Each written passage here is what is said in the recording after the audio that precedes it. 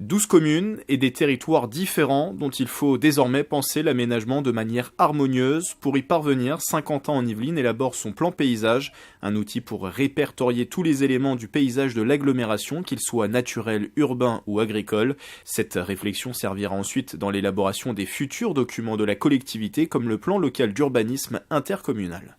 On est en train de penser l'aménagement de notre territoire pour demain. Plutôt que de continuer un peu à aménager chacun dans notre coin, chacun, je dirais, dans sa ville, eh bien, ça va nous obliger à repenser les choses de façon beaucoup plus globale, puisque à l'échelle d'un territoire.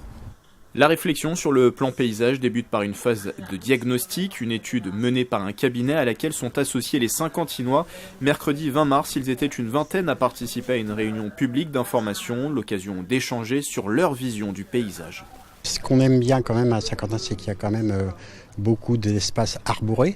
Ce qu'on souhaiterait, c'est surtout éviter de minéraliser les sols parce qu'il y a beaucoup de places aujourd'hui qui sont malheureusement plutôt garnies de pavés plutôt que d'arbres. On a un site historique patrimonial sur Maurepas qu'on aimerait beaucoup conserver, y compris son environnement et ses paysages, et d'autres sites, d'autres lieux, d'autres squares. Enfin, il y a beaucoup d'endroits intéressants à sauvegarder et à mettre en avant. On a un passé historique qui est important, avec un point supplémentaire qui remonte au Moyen-Âge, c'est-à-dire le lieu-dit des Trois Bornes où était rendue la justice et qui se trouve sur notre territoire mais qui n'est pas indiqué ni valorisé.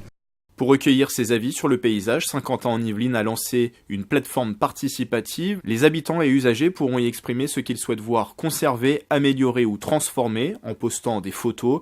Et des balades urbaines seront également organisées dans différents lieux remarquables du territoire. Et une fois la stratégie élaborée, un plan d'action sur le paysage est prévu pour 2020.